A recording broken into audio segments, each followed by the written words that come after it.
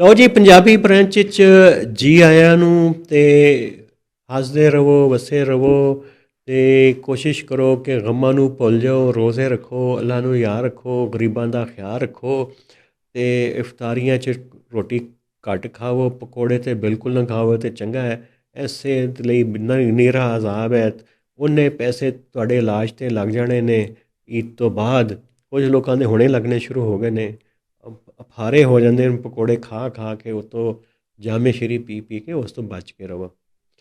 ਬਸ ਇਹ ਅੱਜ ਮੈਂ ਸੋਚ ਰਿਹਾ ਸਾਂ ਕਿ ਕਿਸੇ ਅਫਾਰੇ ਤੋਂ ਅਤੇ ਇਹ ਜਿਹੜੀ ਤਬੀਅਤ ਖਰਾਬ ਹੋ ਜਾਂਦੀ, ਉਸ ਦੇ ਉੱਤੇ ਗੱਲ ਕਰੀਏ। ਲੇਕਿਨ ਗੱਲ ਅੱਜ ਕਰਾਂਗੇ ਰਾਣਾ ਸਾਫੀਆਂ ਦੇ ਹਵਾਲੇ ਨਾਲ। ਤੁਹਾਨੂੰ ਪਤਾ ਹੈ ਨਾ ਕਿ ਸਾਫੀ ਸਾਡੇ ਮਾਸ਼ਰੇ ਦਾ ਇੱਕ ਬੜਾ ਅਹਿਮ ਸਤੂਨ ਹੈ ਅਤੇ ਉਹਨਾਂ ਨੂੰ ਕਹਿੰਦੇ ਨੇ ਜੀ ਕਿ ਬੜੇ ਵਿਜੀਲੈਂਟ ਹੁੰਦੇ ਨੇ। ਉਹਨਾਂ ਨੂੰ ਖਬਰ ਬੜੀ ਹੁੰਦੀ ਹੈ, ਉਹਨਾਂ ਕੋਲ ਤਜਜ਼ੀਏ ਦੀ ਬੜੀ ਤਾਕਤ ਹੁੰਦੀ ਹੈ। ਅਤੇ ਜਦੋਂ ਉਹਨਾਂ ਨੂੰ ਥੋੜ੍ਹੀ ਜਿਹੀ ਤਾਕਤ ਮਿਲੇ ਤਾਂ ਉਹ ਫਿਰ ਕਰਦੇ ਕੀ ਨੇ?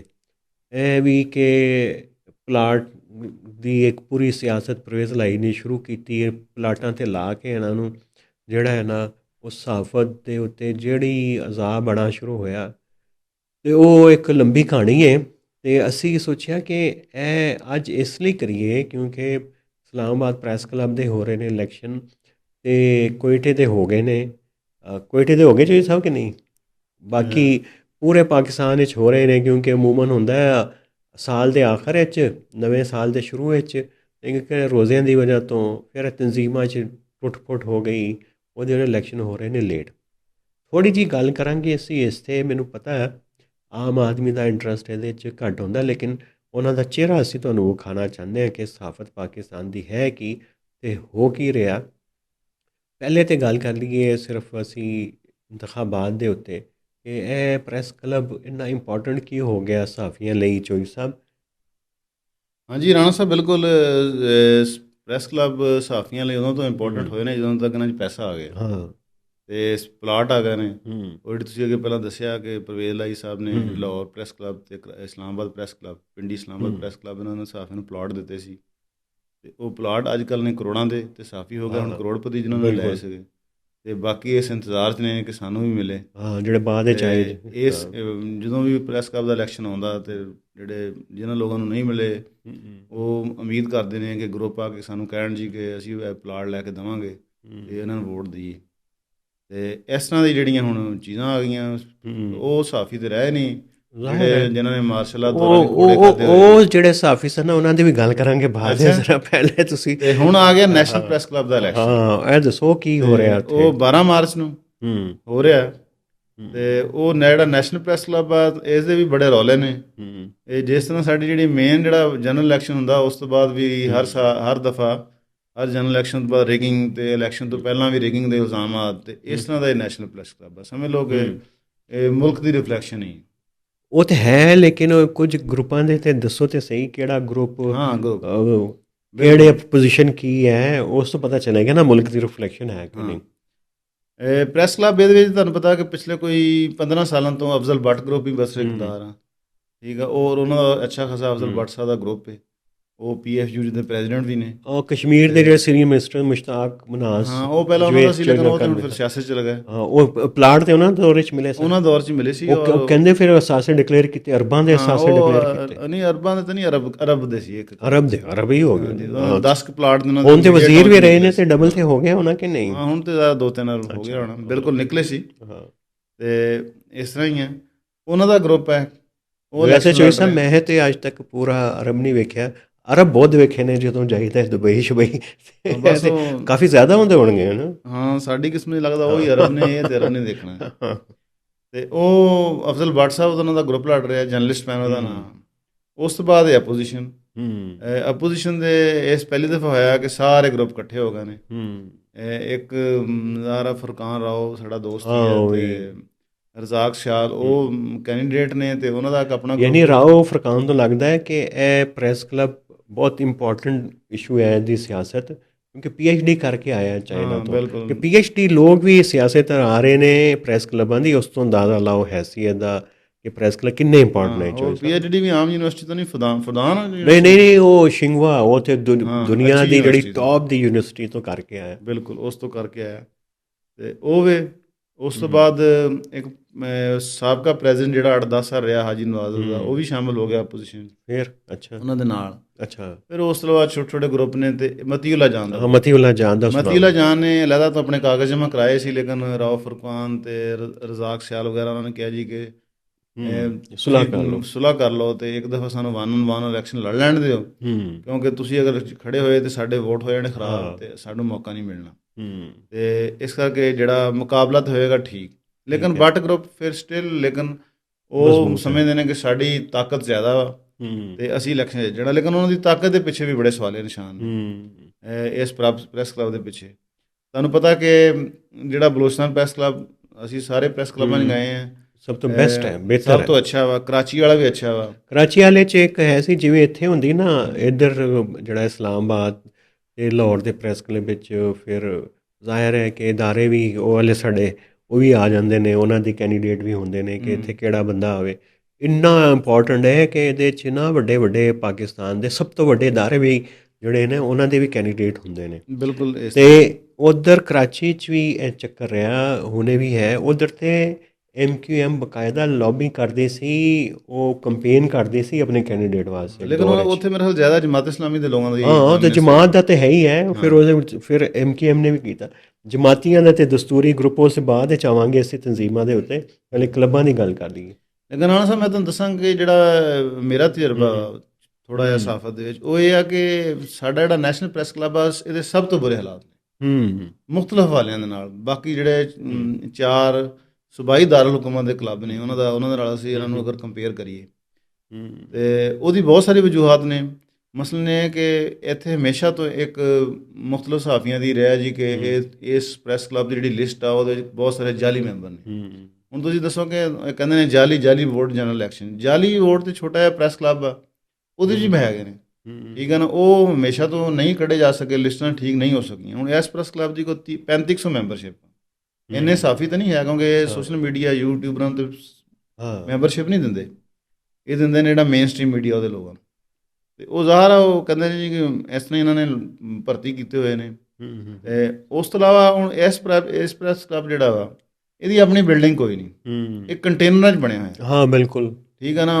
ਵਾਸ਼ਰੂਮਾਂ ਦੇ ਬੁਰੇ ਹਾਲਾਤ, ਓਏ ਹੋਏ, ਮੈਂ ਕੱਲ੍ਹ ਵੀ ਗਿਆ ਸੀ, ਠੀਕ ਹੈ ਨਾ। ਉਹ ਕਮਰੇ ਜਨਾਬ ਗੰਦੇ ਕਮਰੇ, ਓਏ ਹੋਏ, ਠੀਕ ਹੈ। ਮੈਸ ਦੇ ਵੀ ਕੋਈ ਬੁਰੇ ਹਾਲਾਤ ਹੁੰਦੇ ਨੇ ਇਹਦੇ, ਓਏ, ਠੀਕ ਹੈ ਨਾ। ਕਹਿੰਦੇ ਜੀ ਸਬਸਿਡੀ ਦਿੰਦੇ, ਲੇਕਿਨ ਇਹਦਾ ਤੁਹਾਨੂੰ ਪਤਾ ਇਹਦੇ ਕਰੋੜਾਂ ਦੇ ਲੋਕਾਂ ਦੇ ਸਟੇਕ ਨੇ ਵਿਵਸਥਾ ਨੇ। ਇਹਦੇ ਬਾਹਰ ਇੱਕ ਬੋਰਡ ਲੱਗਾ ਜਿਹੜਾ ਇਹਨਾਂ ਨੇ, ਹਾਲਾਂਕਿ ਉਹ ਇਹਨਾਂ ਦਾ ਇਖਤਿਆਰ ਵੀ ਉਹ CDA ਲਾ ਸਕਦਾ, ਉਹ ਕੋਈ ਕਰੋੜ ਸਵਾ ਕਰੋੜ ਰੁਪਇਆ ਤੇ ਉਹ ਰੈਂਟ ਤੇ ਜਾਂਦਾ ਸਾਲ ਦਾ। ਅੱਛਾ, ਦੇਖੋ ਹਾਂਜੀ, ਮੇਨ ਉਹ ਬੋਰਡ, ਓਏ ਹੋਏ। ਤੇ ਲੇਕਿਨ ਇਹ ਆ ਕਿ ਇਹ ਨਾ ਇੱਥੇ ਕੋਈ ਬਿਲਡਿੰਗ ਬਣ ਸਕੀ, ਨਾ ਮਤਲਬ ਉਸ ਤਰ੍ਹਾਂ ਦਾ ਫੰਡ ਜਨਰੇਟ ਕਰਕੇ ਇਕੱਠਾ ਕਰਕੇ ਚਲੋ ਇਹ ਤੇ ਚੋਈ ਸਾਹਿਬ ਇਸਲਾਮਾਬਾਦ ਕਲੱਬ ਦੇ ਤੇ ਆਪਣੇ ਸਿਆਪੇ ਨੇ, ਪੂਰੇ ਪਾਕਿਸਤਾਨ ਦੇ ਕਲੱਬਾਂ ਦੇ ਸਿਆਪੇ ਨੇ। ਉੱਧਰ ਵੀ ਜਿਹੜਾ ਕੋਇਟੇਸ਼ ਤੇ ਚਲੋ ਉਹ ਸਭ ਤੋਂ ਬੈਸਟ ਮਿਸਾਲ ਹੈ ਕਿ ਉੱਧਰ ਤੇ ਹੈ। ਗਵਾਦਰ ਵਾਲਾ ਵੀ ਠੀਕ ਹੈ, ਮੈਂ ਤੇ ਉਹਦਾ ਵੀ। ਬਾਕੀਆਂ ਦੇ ਹਾਲਾਤ ਜਿਹੜੇ ਨੇ ਮਾੜੇ ਨੇ। ਕਰਾਚੀ ਦਾ ਮੈਸ ਅੱਛਾ ਚੱਲਦਾ, ਲਾਹੌਰ ਦਾ ਵੀ ਮੈਸ ਅੱਛਾ ਚੱਲਦਾ। ਅਗਰ ਮੈਸ ਦੇ ਹਵਾਲੇ ਨੇ ਵੇਖੀਏ ਤਾਂ ਕਰਾਚੀ ਸਭ ਤੋਂ ਖਾਣਾ ਸਭ ਤੋਂ ਅੱਛਾ ਉਹਨਾਂ ਦਾ। ਉਹ ਗਰੀਬ ਪਰਵਰ ਸ਼ਹਿਰ ਹੈ ਅਤੇ ਉਹ ਸਾਫੀਆਂ ਦੇ ਵੀ ਕਰਦਾ ਹੈ। ਮਸਾਇਲ ਉੱਧਰ ਵੀ ਨੇ, ਫਿਰ ਨਜ਼ਰੀਆਤੀ ਤਕਸੀਮ ਵੀ ਹੈ ਕਲੱਬਾਂ 'ਚ। ਅਤੇ ਇਹ ਤਾਂ ਇਹ ਹਾਲਾਤ ਨੇ ਕਲੱਬਾਂ ਦੇ, ਇਹ ਇੰਨੇ ਇੰਪੋਰਟੈਂਟ ਹੋ ਗਏ ਨੇ। ਚੋਈ ਸਾਹਿਬ ਅਸਲ ਵਿੱਚ ਪਹਿਲੇ ਤਾਂ ਜਰਨਲਿਜ਼ਮ ਵਿੱਚ ਜਿਹੜੀ ਪੋਲੀਟਿਕਸ ਹੁੰਦੀ ਸੀ ਨਾ, ਨੱਕੀ ਸਾਹਿਬ ਦੀ 2 ਕਿਤਾਬਾਂ ਆਈਆਂ, ਹੁਸੈਨ ਨੱਕੀ ਸਾਹਿਬ ਸਾਡੇ ਉਸਤਾਦ, ਸਾਡੇ ਬਾਬਾ ਸਹਾਫਤ। ਪੂਰੀ ਜ਼ਿੰਦਗੀ ਕੋੜੇ ਵੀ ਖਾਧੇ, ਜੇਲਾਂ ਵੀ ਗਏ ਅਤੇ ਆਜ਼ਾਦੀ ਸਹਾਫਤ ਵਾਸਤੇ ਉਹਨਾਂ ਨੇ ਬੜੀ ਤਗੋ ਕੀਤੀ। ਉਹਨਾਂ ਨੂੰ ਬਾਹਰ ਜਦੋਂ ਸਟੂਡੈਂਟ ਪੋਲੀਟਿਕਸ ਕਰਦੇ ਸਨ, ਉਹਨਾਂ ਨੂੰ ਜ਼ਿਲ੍ਹਾ ਬਦਰ ਕਰ ਦਿੰਦੇ ਸਨ, ਕਰਾਚੀ ਬਦਰ ਕਰਦੇ ਸਨ। ਉਹ ਦੌਰ ਸੀ ਚੋਈ ਸਾਹਿਬ ਇਹ ਤਨਜ਼ੀਮਾਂ ਦਾ, federal union of journalist, Punjab union of journalist, ਇਹ ਹੁੰਦੀਆਂ ਸਨ ਤਨਜ਼ੀਮਾਂ। ਉਹ ਕਿੱਥੇ ਗਈਆਂ?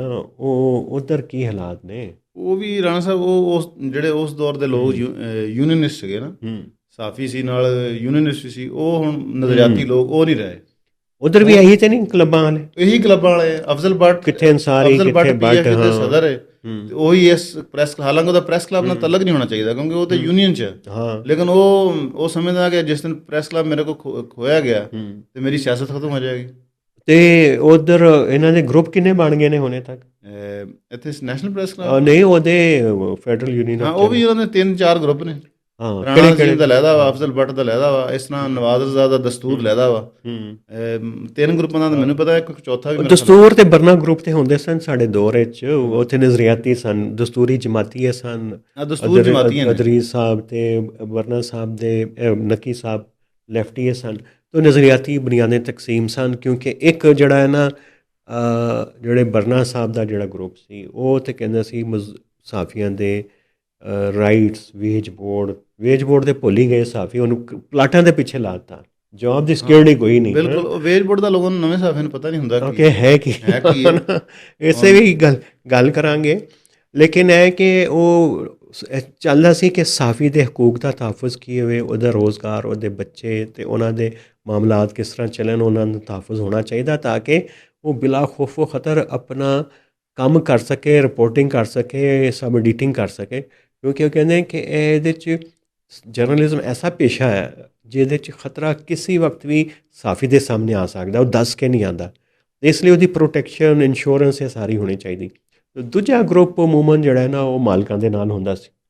ਜੀ ਬਿਲਕੁਲ, ਹਾਂ, ਤਾਂ ਮਾਲਕਾਂ ਦੇ ਵੀ ਬੰਦੇ ਬਹੁਤ ਸਾਰੇ ਹਾਂ ਬਿਲਕੁਲ ਹਾਂ। ਜਿਹੜੇ ਲੇਕਿਨ ਇਹ ਕਿ ਚੋਈ ਸਾਹਿਬ ਉਹ ਹੈ ਸੀ ਸਹੀ ਪੋਲੀਟਿਕਸ ਦੀ ਰਿਫਲੈਕਸ਼ਨ ਵੀ ਹੈ ਸੀ ਪਾਕਿਸਤਾਨ। ਹਾਂ ਬਿਲਕੁਲ, ਰਾਈਟਸ ਦੀ ਗੱਲ ਹੁੰਦੀ ਸੀ, ਇੰਟੈਲੈਕਚੁਅਲ ਡਿਬੇਟਾਂ। ਰਾਣਾ ਸਾਹਿਬ ਤੁਸੀਂ ਇਸ ਤੋਂ ਅੰਦਾਜ਼ਾ ਲਾ ਲਓ ਕਿ ਇਹ ਕਹਿੰਦੇ ਜੀ ਹੁਣ ਮਤਲਬ ਕਹਿੰਦੇ ਜੀ ਕਿ ਨਵਾਂ ਚੀਫ ਇਲੈਕਸ਼ਨ ਕਮਿਸ਼ਨਰ ਨਹੀਂ ਆਇਆ, ਪਾਕਿਸਤਾਨ ਦਾ ਚੀਫ ਇਲੈਕਸ਼ਨ ਕਮਿਸ਼ਨਰ ਦੀ ਗੱਲ ਕਰ ਰਹੇ, ਉਹੀ ਐਕਸਟੈਂਸ਼ਨ ਤੇ ਚੱਲ ਰਿਹਾ।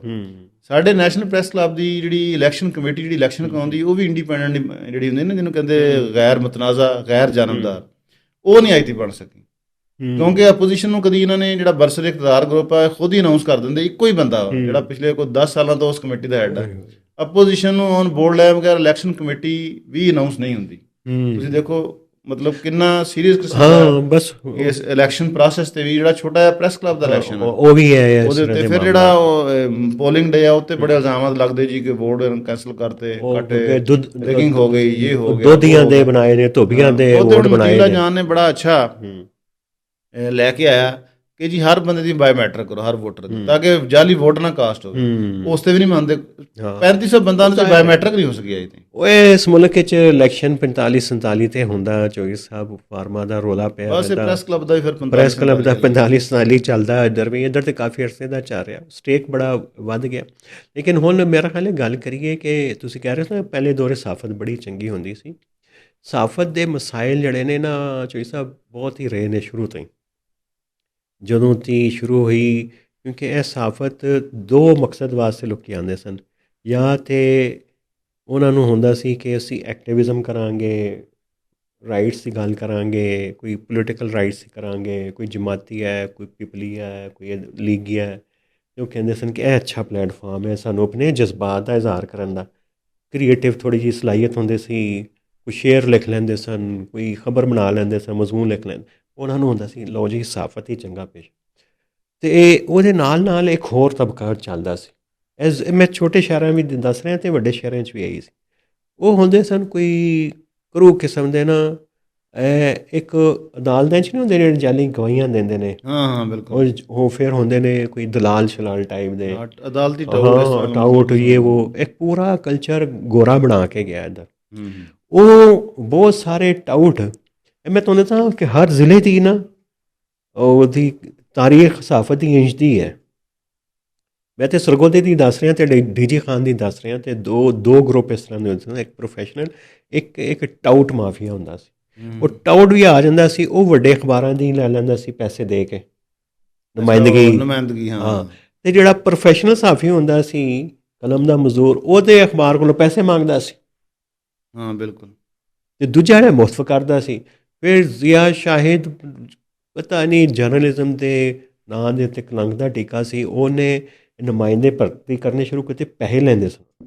ਫਿਰ ਸਾਫਤ ਉਹ ਸਾਫਤ ਦਾ ਬੇੜਾ ਗਰਕ ਕੀਤਾ ਇਹਨਾਂ ਨੇ, ਬਿਲਕੁਲ ਉਹ ਇਸ ਤਰ੍ਹਾਂ ਕਰਪਟ ਕਰ ਦਿੱਤੀ। ਅਤੇ ਲੇਕਿਨ ਦੋ ਚੱਲਦੇ ਰਹੇ, ਇੱਕ ਡੀ ਖਾਨ ਕੈਫ ਅੰਸਾਰੀ ਸਾਹਿਬ ਬੜੇ ਮਾਰੂਫ ਸ਼ਾਇਰ, ਉਹ ਆਪਣਾ ਅਖਬਾਰ ਵੀ ਕੱਢਦੇ ਸਨ, ਇੱਕ ਦੋ ਵੱਡੇ ਅਖਬਾਰਾਂ ਦੇ ਨੁਮਾਇੰਦੇ ਵੀ ਸਨ। ਉਹਨਾਂ ਛੋਟੇ ਜਿਹੇ 1.5 ਮਰਲੇ ਦੇ ਘਰ 'ਚ ਰਹੇ, ਇਹ ਹੁੰਦੇ ਸਨ ਸਾਫੀ। ਤੁਸੀਂ ਸਹੀ ਕਹਿ ਰਹੇ ਹੋ, ਹੁਣ ਵੀ ਇਸ ਤਰ੍ਹਾਂ ਹੀ। ਅਤੇ ਉਸੇ ਵਕਤ ਮੈਂ ਤੁਹਾਨੂੰ ਦੱਸ ਰਿਹਾ, ਉਸੇ ਦੌਰ 'ਚ ਜਿਹੜੇ ਵੱਡੇ ਅਖਬਾਰਾਂ ਦੇ ਨੁਮਾਇੰਦੇ ਸਨ ਨਾ, ਉਹ ਵੱਡੇ ਕੋਠੀਆਂ 'ਚ ਰਹਿੰਦੇ ਸਨ। ਹੁਣ ਵੀ ਰਾਣਾ ਸਾਹਿਬ ਇਸ ਤਰ੍ਹਾਂ ਹੀ ਅੱਛਾ। ਹਾਂ, ਹੁਣ ਵੀ ਇੱਕ ਕਲਾਸ ਹੈ ਜਿਹੜੀ ਕਲਮ ਦੇ ਮਜ਼ਦੂਰ ਜਿਹੜੇ ਸਹੀ ਸਾਫਤ ਕਰਦੇ ਹਾਂ, ਨੇ, ਜਿਵੇਂ ਤੁਸੀਂ ਹੋ ਗਏ। ਉਹ ਵਿਚਾਰੇ ਤੇ ਤਨਖਾਹ ਦਾ ਇੰਤਜ਼ਾਰ ਕਰਦੇ ਨੇ ਯਕਮ ਨੂੰ ਨਾ। ਹਾਂ ਬਿਲਕੁਲ। ਉਹ ਬਲਕਿ ਯਕਮ ਨੂੰ ਕਿ 20 ਤੋਂ ਬਾਅਦ ਸ਼ੁਰੂ ਕਰ ਦਿੰਦੇ ਨੇ ਮੈਂ ਕੰਮ ਇਸ ਆਏ। ਮਹੀਨੇ ਉਧਾਰ ਨਹੀਂ ਦੇਣਾ ਚੋਈ ਸਾਹਿਬ, ਕਿਉਂਕਿ ਰੋਜ਼ੇ ਨੇ ਈਦ ਨਹੀਂ, ਹੈ ਨਹੀਂ, ਮੈਂ ਇਸ ਮਹੀਨੇ ਨਹੀਂ ਲੈਂਦਾ। ਤੇ ਦੂਸਰੇ ਜਿਹੜੇ ਨੇ ਉਹ ਜਿਹੜੇ ਮੁਸਾਫਤ ਨਹੀਂ ਕਰਦੇ, ਲੇਕਿਨ ਉਹਨਾਂ ਕੋਲ ਪੈਸੇ ਨੇ, ਇਹ ਉਹ ਰੀਅਲ ਸਟੇਟ ਜਨਾਬ, ਜਿਹੜੀ ਬੜੀ ਬੜੀਆਂ ਸੁਸਾਇਟੀਆਂ, ਹਾਊਸਿੰਗ ਸੁਸਾਇਟੀਆਂ, ਉਹਨਾਂ ਲਈ ਕੰਮ ਕਰਦੇ ਨੇ, ਉਹਨਾਂ ਦੇ ਨਾਲ ਮਿਲੇ ਨੇ। ਇਹ ਉਹ ਮੈਂ ਤੁਹਾਨੂੰ ਇੱਕ ਡਿਸਟ੍ਰਿਕਟ ਕੋਰਸਪੋਂਡੈਂਟ ਹੁਣ ਮੈਂ ਜਾਣਦਾ ਇਸ ਟਾਈਮ ਮੌਜੂਦ ਹੈ ਇੱਕ ਟੀਵੀ ਚੈਨਲ ਦਾ, ਉਹਦੇ ਕੋਲ ਰਾਣਾ ਸਾਹਿਬ ਕੋਈ 6 ਗੱਡੀਆਂ ਨੇ। ਓਏ ਹੋਏ ਹੋਏ ਹੋਏ, 6 ਔਰ ਅੱਜ ਤੋਂ ਗੱਡੀਆਂ। 15 ਸਾਲ ਪਹਿਲਾਂ ਉਹ ਛੋਟੀ ਜਿਹੀ ਜਿਹੜੀ ਹੁੰਦੀ ਨਹੀਂ ਖਿਲੌਣੇ ਵੇਚਦੇ ਰੇੜੀਆਂ ਤੇ, ਇਹ ਵੇਚਦਾ ਸੀ। ਉਹ ਛੋਟੀਆਂ ਗੱਡੀਆਂ ਉਹਨੇ ਵੇਚਦਾ ਸੀ, ਹੁਣ ਵੱਡੀਆਂ ਲੈ ਲਈਆਂ ਆ ਗਈਆਂ, ਰੀਓ ਤੇ ਬੱਚਿਆਂ ਦੀ ਗੱਡੀ ਲੈਦਾ ਤੇ ਬੇਗਮ ਵੀ ਲੈਦਾ। ਅੱਛਾ। ਤੇ ਉਹ ਮਤਲਬ ਉਹ ਜ਼ਾਹਰ ਹੈ ਫਿਰ ਸੁਸਾਇਟੀ ਦਾ ਉਹਨਾਂ ਨੂੰ ਦੇਖਦੇ ਨੇ ਕਿ ਸਕਸੈਸਫੁਲ ਮਾਡਲ ਇਹ ਹੈ। ਜਿਹੜਾ ਕਲਮ ਦਾ ਮਜ਼ਦੂਰ ਆ ਉਹਨੂੰ ਕਹਿੰਦੇ ਯਾਰ ਇਹ ਤਾਂ ਵਿਚਾਰਾ ਗਰੀਬ ਆਦਮੀ, ਭੁੱਖਾ ਆਦਮੀ ਹੈ, ਇਹਦਾ ਮਤਲਬ ਉਹਨੂੰ ਲੋਕ ਉਸ ਤਰ੍ਹਾਂ ਨਹੀਂ ਦਿੰਦੇ, ਅਹਿਮੀਅਤ ਨਹੀਂ ਦਿੰਦੇ। ਬਿਲਕੁਲ ਜੋ ਇਸ ਫਿਰ ਜੋ ਵੱਡੇ ਵੱਡੇ ਐਂਕਰ ਤੁਸੀਂ ਵੇਖਦੇ ਹੋ, ਇਹਨਾਂ ਦੀ ਕੁਝ ਤੇ ਪਹਿਲੇ ਤੇ ਬਹੁਤ ਤਨਖਾਹਾਂ ਸਨ, ਥੋੜ੍ਹਾ ਜਿਹਾ ਮੀਡੀਆ 'ਤੇ ਸਵਾਲ ਹੈ। ਕੋਈ ਲੈਂਦਾ ਸੀ 70 ਲੱਖ, ਕੋਈ ਕਹਿੰਦੇ 40 ਲੱਖ, ਕੋਈ ਕਹਿੰਦਾ ਸੀ 10 ਲੱਖ। ਹਾਲੇ ਤੇ ਬਹੁਤ ਸਾਰੇ ਸਨ ਨਾ, ਉਹ ਉਹਨਾਂ ਦੀ ਤਾਦਾਦ ਘੱਟ ਰਹੀ। ਹੁਣ ਵੀ 6-7 ਹਾਲੇ ਤੇ ਕੋਈ 40-50 ਦੇ ਹੋਣਗੇ, ਲੇਕਿਨ ਉਸ ਦੇ ਬਾਵਜੂਦ ਉਹਨਾਂ ਦੀ ਚੋਈ ਸਾਹਿਬ ਐਂਕਰਾਂ ਦੀ ਵੇਖੋ, ਕੋਈ ਆਪਣੇ ਪੁੱਤਰਾਂ ਦੀ ਪ੍ਰਮੋਸ਼ਨਾਂ ਕਰਾਉਂਦਾ ਹੈ, ਕੋਈ ਕ੍ਰਿਕਟ ਟੀਮ ਵਿੱਚ ਕਰਾ ਦਿੰਦਾ ਹੈ, ਕੋਈ ਉਹ ਪਾਰਕਾਂ ਦੇ ਠੇਕੇ ਲੈ ਲੈਂਦਾ ਹੈ, ਉਸ ਦੇ ਕੋਈ ਵਜ਼ਾਰਤਾਂ ਦੇ ਪਿੱਛੇ ਟੁਰ ਪੈਂਦਾ ਹੈ। ਉਹ ਫਿਰ ਵੀ ਇਹਨਾਂ ਦਾ ਭਰਦਾ ਹੀ ਨਹੀਂ, ਫਿਰ ਵੀ ਗੌਰਮੈਂਟ ਦੇ ਨਾਲ, ਕਦੀ ਫੌਜੀਆਂ ਦੇ ਨਾਲ, ਕਦੀ ਪਾਰਟੀਆਂ ਦੇ ਨਾਲ ਫਾਇਦੇ ਫਿਰ ਵੀ ਲਈ ਜਾਂਦੇ ਨੇ। ਇਹਨਾਂ ਦਾ ਢਿੱਡ ਹੈ ਕੀ ਹੈ? ਤੁਸੀਂ ਗੱਲਾਂ ਕਰਦੇ ਹੋ ਨਾ ਸਿਆਸਤਦਾਨਾਂ ਦੀ, ਇਹ ਸਾਫੀਆਂ ਦਾ ਵੀ ਇਹਤਸਾਬ ਦਾ ਨਾ ਮੁਤਾਲਬਾ ਅਵਾਮੀ ਹੋਣਾ ਚਾਹੀਦਾ, ਉਹਨਾਂ ਦੀ ਤਰਫੋਂ ਆਉਣਾ ਚਾਹੀਦਾ। ਇਹ ਜਿਹੜੇ ਤੁਹਾਨੂੰ ਵੱਡੇ ਵੱਡੇ ਭਾਸ਼ਣ ਦਿੰਦੇ ਨੇ ਨਾ, ਇਹ ਦਿਆਨਤਦਾਰੀ ਦੇ ਤੇ ਇਹ ਸਾਰਿਆਂ ਦਾ ਤੁਸੀਂ ਚੈਟ ਜੀਪੀਟੀ ਕੋਲੋਂ ਡਾਟਾ ਕੱਢਣਾ ਸ਼ੁਰੂ ਕਰੋ। ਚੈਟ ਜੀਪੀਟੀ ਤੋਂ ਬਾਅਦ ਜਾਓ ਫਿਰ ਤੁਸੀਂ ਗੂਗਲ 'ਤੇ, ਫਿਰ ਇਹਨਾਂ ਦੇ ਲਾ ਦਿਓ। ਕੁਝ ਕਿਤਾਬਾਂ ਵੀ ਆਈਆਂ ਸਨ, ਉਹ ਵੀ ਮੈਂ ਤੁਹਾਨੂੰ ਰਿਕਮੈਂਡ ਕਰਾਂਗਾ, ਮੀਡੀਆ ਮੰਡੀ ਟਾਈਪ ਦੀਆਂ ਨਾ। ਉਹਦੇ 'ਚ ਤੁਹਾਨੂੰ ਪਤਾ ਚੱਲੇਗਾ ਕਿ ਕੀ ਕੁਝ ਪਾਕਿਸਤਾਨ ਦੀ ਸਹਾਫਤ ਵਿੱਚ ਹੁੰਦਾ। ਇਸ ਤਰ੍ਹਾਂ ਹੀ ਹੈ ਜਿਹੜੇ ਇਹ ਟੀਵੀ ਐਂਕਰ ਨੇ, ਇਹਨਾਂ ਦੀ ਥੋੜ੍ਹੀ ਜਿਹੜੀ ਮੋਨੋਪਲੀ ਨਾ ਹੁਣ ਥੋੜ੍ਹੀ ਹੈ ਸੋਸ਼ਲ ਮੀਡੀਆ ਨੇ, ਉਹਦੀ ਵਜ੍ਹਾ ਨਾਲ ਜਿਹੜਾ ਤੁਸੀਂ ਕਹਿ ਰਹੇ ਨਾ ਕਿ ਹੁਣ ਤਨਖਾਹਾਂ ਘੱਟ ਰਹੀਆਂ, ਕਿਉਂਕਿ ਉਹ ਜਿਹੜੇ ਸੋਸ਼ਲ ਮੀਡੀਆ ਤੇ ਯੂਟਿਊਬਰ ਆ ਗਏ ਨੇ, ਉਹ ਇਹਨਾਂ ਦੀ ਬਰਲ ਇਹਨਾਂ ਦੀ ਹੋ ਗਈ ਬ੍ਰੇਕ। ਇਹਦੇ ਅਦਰਵਾਈਜ਼ ਇਹ ਤੇ ਐਂਕਰ ਜਿਹੜੇ ਤੇ ਸਮਝਦੇ ਸੀ ਕਿ ਪਾਕਿਸਤਾਨ 'ਚ ਸਾਡੇ ਤੋਂ ਇਲਾਵਾ ਹੋਰ ਕੋਈ ਇੱਥੇ ਕੋਈ ਬੰਦਾ ਹੀ ਨਹੀਂ ਜਿਹਦਾ ਬਿਲਕੁਲ ਦਿਲ ਕਰੇ ਕਰ ਦਿੰਦੇ ਸੀ। ਬਿਲਕੁਲ ਚੋਈ ਸਾਹਿਬ, ਮੇਰਾ ਖਿਆਲ ਹੈ ਕਿ ਅੱਜ ਸਹਾਫਤ 'ਤੇ ਅਸੀਂ ਬਹੁਤ ਹੀ ਗੱਲ ਕਰ ਲਈ ਹੈ, ਅਤੇ ਮੈਨੂੰ ਤਾਂ ਰੋਜ਼ਾ ਲੱਗਣਾ ਸ਼ੁਰੂ ਹੋ ਗਿਆ, ਅਤੇ ਇਜਾਜ਼ਤ ਲੈ ਲਈਏ। ਅਤੇ ਬਸ ਜੀ ਹੈ, ਤੁਸੀਂ ਵੇਖਦੇ ਰਹੋ ਸਹਾਫੀਆਂ ਦੇ ਹਾਲਾਤ ਵੀ, ਅਤੇ ਤੁਸੀਂ ਜਦੋਂ ਇਹਤਸਾਬ ਖੁਦ ਇਹਤਸਾਬੀ ਅਤੇ ਲਹਿਦਾ ਵੱਖਰੀ ਸ਼ੈ ਹੈ ਕਿ ਸਾਨੂੰ ਕਰਨੀ ਚਾਹੀਦੀ, ਲੇਕਿਨ ਜਦੋਂ ਤੁਸੀਂ ਮੁਤਾਲਬਾ ਕਰਦੇ ਹੋ ਸ਼ਫਾਫੀਅਤ ਹੋਣੀ ਚਾਹੀਦੀ ਹੈ, ਅਤੇ ਸਹਾਫਤ ਦੀ ਸ਼ਫਾਫੀਅਤ ਦਾ ਮੁਤਾਲਬਾ ਜ਼ਰੂਰ ਕਰਿਆ ਕਰੋ। ਉਹਦੀ ਵਜ੍ਹਾ ਐਵੇਂ ਕਿ ਉਹਨਾਂ ਦੀਆਂ ਇੱਧਰ ਵਾਲਿਆਂ ਦੀਆਂ, ਉੱਧਰ ਵਾਲੇ ਦੀਆਂ, ਜ਼ਮੀਨ ਦੇ ਥੱਲੇ ਵਾਲੀਆਂ ਦੀਆਂ, ਇਹ ਸਾਰੀ ਖਬਰਾਂ ਸਹਾਫੀ ਦਿੰਦਾ, ਜਿੱਥੇ ਚਾਹੇਗਾ ਤੁਹਾਨੂੰ ਗੁੰਮਰਾਹ ਵੀ ਕਰ ਦੇਗਾ। ਅਤੇ ਇਸ ਲਈ ਇਸ ਮਹਿਕਮੇ ਨੂੰ ਜਿਹੜਾ ਹੈ ਨਾ, ਮਹਿਕਮਾ ਕਹੋ ਜਾਂ ਇਹ ਮੀਡੀਅਮ ਕਹੋ, ਇਹ ਜਿਹੜਾ ਪੇਸ਼ਾ ਕਹੋ, ਇਹਦਾ ਠੀਕ ਹੋਣਾ ਜ਼ਰੂਰੀ ਹੈ, ਵਰਨਾ ਸਾਡੀ ਜ਼ਿੰਦਗੀਆਂ ਖਰਾਬ ਕਰਦਾ ਰਹੇਗਾ। ਅੱਜ ਲਈ ਇੰਨਾ ਹੀ, ਅਤੇ ਮਿਲਾਂਗੇ ਫਿਰ ਅਗਲੇ ਹਫ਼ਤੇ। ਅੱਲਾ ਬੇਲੀ। ਲਓ ਜੀ ਰਾਣਾ ਸਾਹਿਬ, ਜਦੋਂ ਹੁਣ ਅਸੀਂ ਅਗਲੇ ਹਫ਼ਤੇ ਆਵਾਂਗੇ ਅਤੇ ਨੈਸ਼ਨਲ ਪ੍ਰੈਸ ਕਲੱਬ ਦੇ ਇਲੈਕਸ਼ਨ ਵੀ ਹੋ ਗਏ ਹੋਣੇ, ਠੀਕ ਹੈ, ਗੱਲ ਉਹਦਾ ਰਿਜ਼ਲਟ ਵੀ ਆ ਗਿਆ ਹੋਣਾ, ਤੁਸੀਂ ਦੇਖਾਂਗੇ ਕੋਈ ਤਬਦੀਲੀ ਆਈ ਹੈ ਜਾਂ ਉਸ ਤਰ੍ਹਾਂ ਹੀ ਕੰਮ ਚੱਲ ਰਿਹਾ। ਚਲੋ ਦੁਆ ਤੇ ਹੈ ਕਿ ਆ ਜਾਵੇ, ਹੁਣ ਕੋਈ ਤਬਦੀਲੀ ਆ ਜਾਏ, ਕੋਈ ਅਮਤੀ ਵਰਗਾ ਬੰਦਾ ਕੋਈ ਆਵੇ ਤੇ ਕੋਈ ਅਮਤੀ ਖੁਦ ਤਾਂ ਨਹੀਂ ਲੜ ਰਿਹਾ, ਲੇਕਿਨ ਉਹਦਾ ਹੁਣ ਸਪੋਰਟ ਕਰ ਰਿਹਾ ਉਹਦੇ ਗਰੁੱਪ ਨੂੰ। ਹਾਂ ਚਲੋ, ਆਪਣੇ ਮੁਤਾਲਬਾਤ ਰੱਖੇ ਨੇ, ਤੇ ਦੇਖਦੇ ਹਾਂ ਬਾਇਓਮੈਟ੍ਰਿਕ ਵਾਲਾ ਹੀ ਕਬੂਲ ਹੋ ਜਾਏ, ਬੜਾ ਜ਼ਬਰਦਸਤ ਹੋ ਜਾਏ। ਲਓ ਜੀ ਫਿਰ ਮਿਲਾਂਗੇ ਅਗਲੇ ਹਫ਼ਤੇ। ਲਓ ਜੀ ਫਿਰ ਅੱਜ ਲਈ ਇੰਨਾ ਹੀ।